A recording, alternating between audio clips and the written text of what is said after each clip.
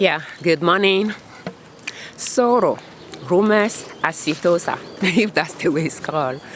But yeah, let's talk about sorrel. I have recorded a video regarding that earlier in spring, and my sorrel has grew, and we ate quite a bit in salad, and I froze many gallons as well. In fact, few gallons of that.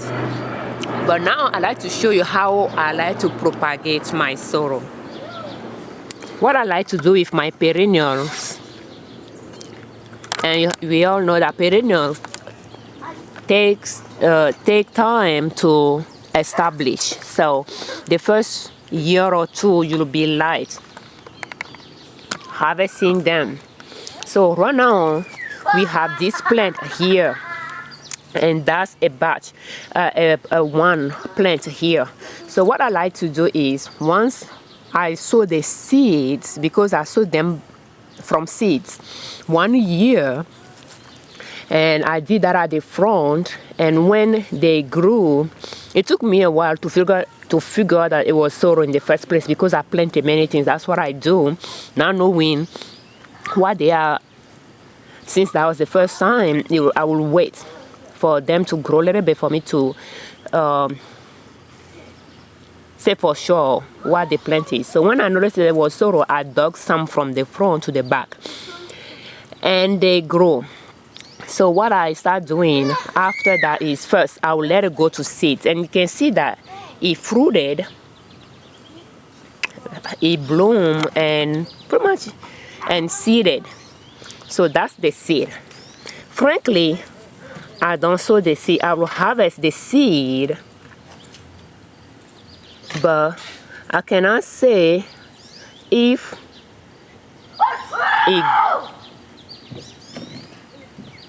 it grows from seed. I mean, that's what that will be, right? Since I purchased seeds to start.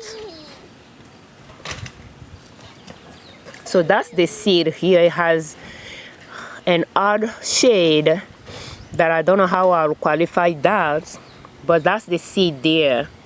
So you will pretty much, it's a small seed, so you'll seed it and it should grow, right? So that's that. So I'll harvest them and I'll just spread it in the garden. But I cannot really say that I have seen them growing in the garden, but I let them go to seed, and sometimes they just fall on their own.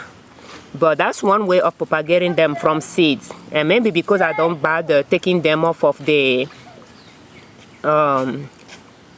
shell, to plant properly. But that's one way to, you let them go to seeds, and you'll have a plenty, because that's a lot of seeds from one plant, and that will have many branches that will set seed for you. So, but my preferred method to propagate my plant is to just watch the plant. So if when it produces this term to set seed, it will grow some branches as well, but it's just not just leaves, but it will produce some shoots along the stem, and those shoots I will remove it, and I will plant it in a wet area, and they root easily.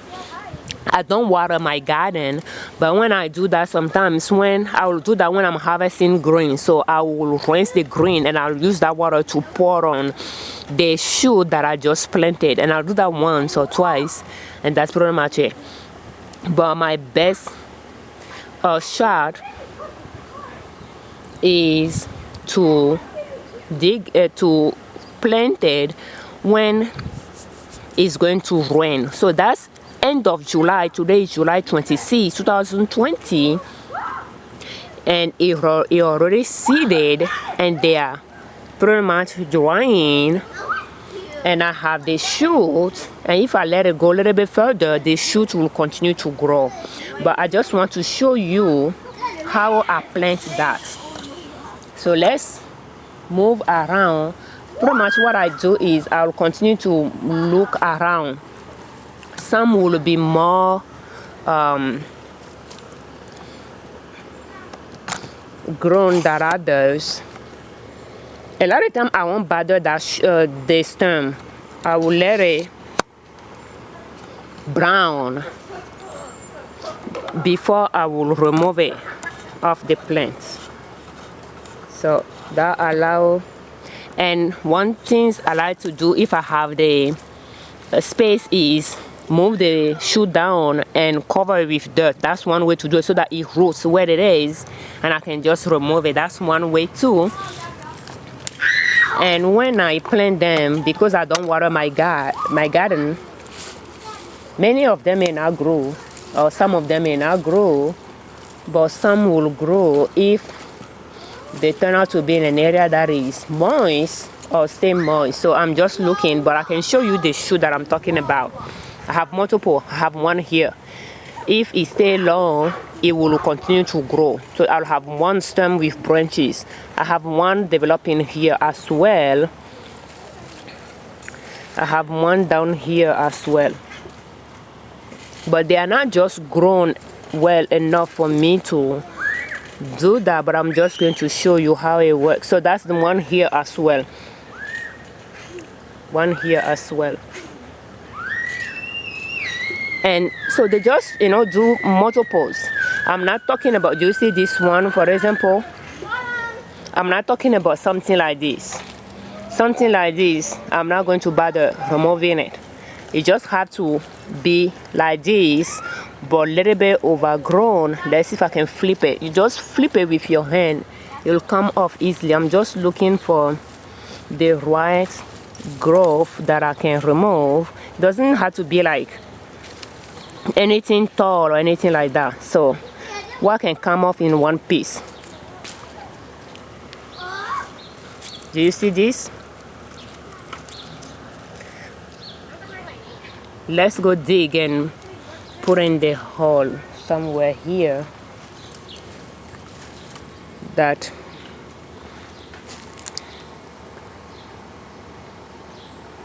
we will. Let me see here. Have one here.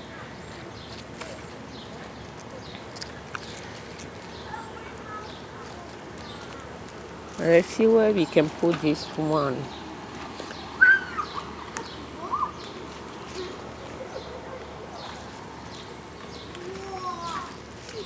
Let's put it here. So I'm going to get my little shovel.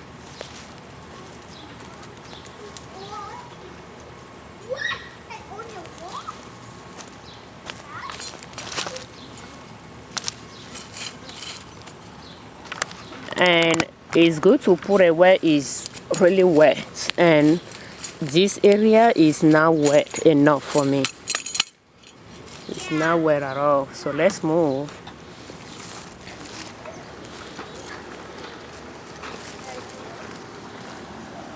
To an area that I can call wet. In fact, my front yard could be a wet spot right now. So that's pretty much how I propagate the sorrel. And the reason why I like to propagate it is I want that to replace spinach and lettuce for me. So I like to ask myself how many plants do I need in the garden to be able to use it weekly, like once a week, as a vegetable. So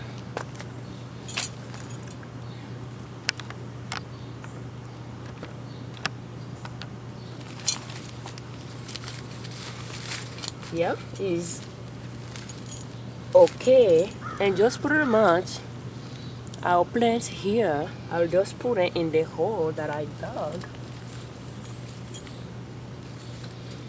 And that's pretty much it. I'll just try to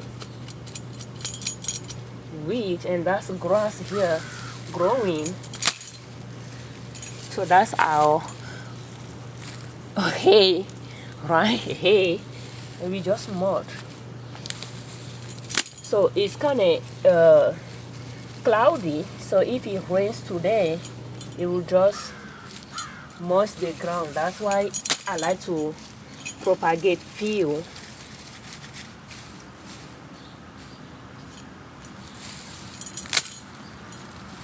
So even though having grass in the garden is not a good idea, at least that's one way that I use them. I don't say that I'm weeding my garden.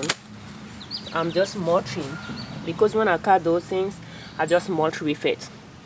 So I have strawberries growing, raspberries growing here that I will remove and just mulch as well.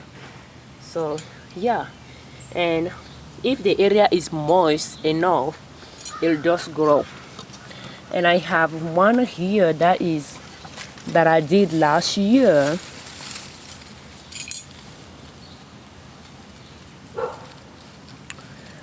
So it's doing okay. In fact, even seeded this year. That's good. And I believe I sparked one as well. This one, it was from shoot as well. And this one was from shoot. And it has multiple of those shoots, and that's just pretty much the shoot that I was talking about. Don't know if you can. Yeah, we have the shoots here. This one has the shoots that I can remove and replant.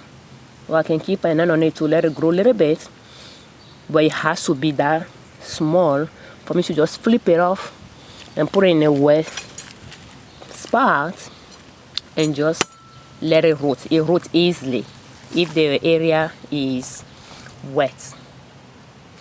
And that's how I've been propagating them, assuming that one plant is for one person and I harvest leaves from it for salad. So I need at least 7 plants in the garden for salad once a week.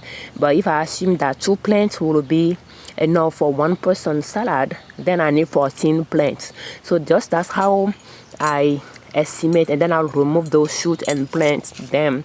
Some of them I root, some of them may not, depending on where it's moist enough and favorable for it, for them to root. But every year I'll keep propagating them so that I have multiple to have enough for salad and then have enough for cooking as well. So if I assume I have enough 14 plants for salad, then maybe 14 plants for cooking, But yeah, and I'll just play around, walking around and counting how many plants that I have. Some, because I plant them at multiple areas, some of them might just land in a very good spot that they will really branch out, and some may not flourish that much. And one thing that is easily doable is that sometimes the way they grow, they will spread out, that you can I can dig some out to replant elsewhere. I have done that too, and those will come out with roots, so they will easily just continue growing. Thank you for watching. I'm Afiabi Ojune Liberman, creators of Liberman Consulting L.L.C YouTube channel and owners of Nina's Soap. And our website is ninasoap.com. So that's how I grow my vegetables, and I focus more on perennial vegetables. That way I won't have to, tend to them that often. Thank you. Thank you for watching our video. Thank you for subscribing, and thank you for all your comments.